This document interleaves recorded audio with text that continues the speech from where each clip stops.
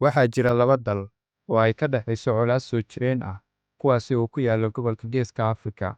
Soomaaliya iyo Itoobiya waa laba dal oo ay ka dhexayso colaad soo jireen ah laga soo bilaabo Imaam Axmed Gurey ilaa haatan. Soomaaliya waa dal xornimadiisa qaatay sanadkii 1960 kadib markii midoobeen British Somaliland iyo Italian Somaliland, waxaana yoolkoodu ahaa mideynta shanta Soomaaliyeed, kuwa oo ku kala hoos jiray gumaysi kala duwan. Ujeedadaas midnimada qaran ah waxay dhalisay rajo iyo yididiilo aad u xooggan. Itoobiya oo Soomaaliya deris la ah waa dal sheegtay inaan weligiis la gumaysan, inkastoo uu Talyaanigu qabsaday intii u dhaxaysay 1936 ilaa 1941. Haddana Itoobiyaanku waxay ahaayeen awood muuqata oo madax bannaani haysatay kumanaan sano. Soomaaliya iyo Itoobiya waxaa sanadkii 1977 ka dhex qarxay dagaal xooggan oo salka ku hayay lahaanshiyaha gobolka Soomaali Galbeed oo ay degganaayeen dad Soomaaliyeed. Soomaaliya waxa ay dagaalkaas u gashay sababo la xiriira soo celinta qayb ka mid ah dhulkeeda oo gumaystihii Ingiriisku u gacan geliyay Itoobiya, halka Itoobiyaanku ku doodayeen in Soomaali Galbeed tahay qayb ka mid ah dhulweynaha Itoobiya. Haddaba sidee dal 17 sano keliya xor ahaa ugu babac dhigay dal sheegtay inaan weligiis la gumaysan? Waxaan ku lafaguri doonaa muuqaalkeennan, balse haddii ay tahay markii kuugu horreysay, fadlan nagu soo biir oo ka mid noqo saaxiibada halkan ku xiran. Ku dhowaad 48 sano ka hor, mar ay taariikhdu ku beegnay 13 Luulyo 1977, gobolka Geeska Afrika wuxuu martigeliyay dagaalkii ugu horreeyay ee dhex mara laba dal oo Afrikaan ah, Soomaaliya iyo Itoobiya. Soomaaliya oo ahaa dal curdun ah markaas, ayaa weerar ku qaaday Itoobiya. Dhinaca Soomaaliya, go'aanka lagu galay dagaalka ka dhanka ah Itoobiya ma ahayn mid degdeg ah, balse wuxuu ahaa mid laga shaqaynayay 10 sano. Ujeedadiisuna ahayd in dib loo helo dhulkii ay Soomaalidu lahayd ee gumaystuhu ku kala daray dalalka deriska ah. Arrinkan wuxuu ahaa udub-dhexaadka siyaasadda arrimaha dibadda ee Soomaaliya tan iyo markii ay xornimadeeda heshay sanadkii 1960. Arrintan sidoo kale waxay ahayd qayb muhiim ah oo ka mid ah dhaqankii siyaasadeed ee Soomaaliya, sababtuna waa in calanka Soomaaliyeed uu ka kooban yahay xiddig 5 gees leh. 3 ka mid ah geesahaasna ay astaan u yihiin dhulalka ay Soomaalidu degto oo gumaystihii reer Yurub ku daray dalalka deriska ah. Itoobiya dhammaadkii 60meeyadii iyo bilowgii 70meeyadii waxaa ka aloolsanaa kacdoon salka ku hayay in nidaamkii uu hogaaminayay Haile Selassie uu ku guuldarraystay inuu shacabka Itoobiya siiyo adeegyadii aasaasiga ah ee dowladnimo.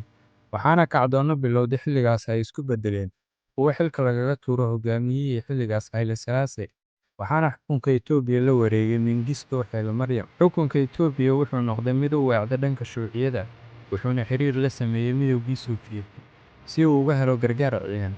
Midowgii Sofiyeeti wuxuu oggolaaday xiriirka Itoobiya, wuxuuna u arkay saaxiib cusub oo uu ku yeelanayo Geeska Afrika, halkaasna ay ka dhalan karto federaal shuuci ah, maadaama Soomaaliya ay ahayd jamhuuriyad shuuci ah oo uu hoggaanka u hayay Jaale Maxamed Siyaad Barre.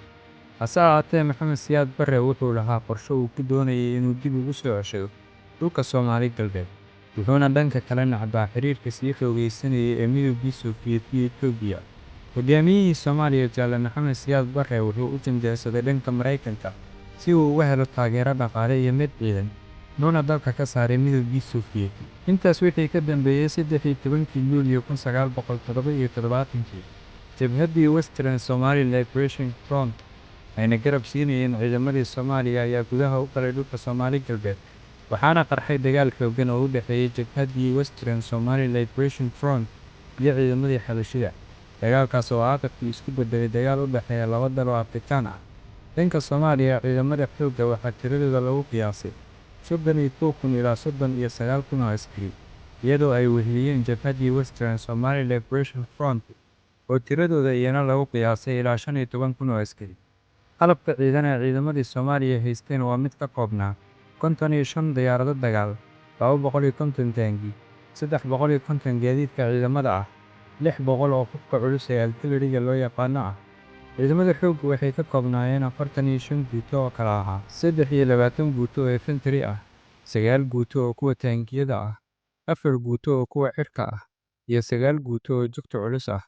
Ciidamadii xabashida waxaa iyana tiradooda lagu qiyaasaa inay ka koobnaayeen 35,000 ilaa 47,000 oo askari, waxayna kala ahaayeen 12 guuto oo kala ahaa 4 guuto oo infantry ah, 2 guuto oo kuwa taangiyada ah, 2 guuto oo kuwa madaafiicda goobta ah, 3 guuto oo kuwa cirka ah, iyo 1 guuto oo kuwa guurguura ah. Bilowgii dagaalka, ciidamada xoogga dalka Soomaaliya waxay dagaalka ku galeen niyad iyo firfircooni buuxda, waxaana ay fagaaraha dagaalka ku soo bandhigeen wacdaro la yaab leh, iyagoo horumar xooggan ka sameeyay dagaalka lana wareegay gobolka Soomaali Galbeed una gudbay gudaha Itoobiya. Dhanka ciidamadii xabashida waxay ahaayeen kuwo aan u babac dhigi karin ciidamadii Soomaalida, waxayna ahaayeen kuwo dib u gurta marka ay maqlaan gurxanka ciidamada xoogga, halka ciidamada xooggu ahaayeen kuwo marba marka ka dambeeya horumar ka sameynaya dagaalka. Bishii Agoosto sanadkii 1977, Itoobiya waxay caawinaad weydiisatay Midowgii Sofiyeeti, waxaana uu Sofiyeetku keenay Itoobiya qalab ciidan iyo askar Kuubaan ah oo dagaalka la soo geliyay, halka ciidamadii Itoobiya loo furay xeryo tababar. Ciidamada Soomaalidu waa kuwo sii waday dagaalka iyagoo la falgalayay Midowgii Sofiyeetka naftiisa oo tababaray inta badan ciidanka xoogga, sidoo kalena qalabeeyay.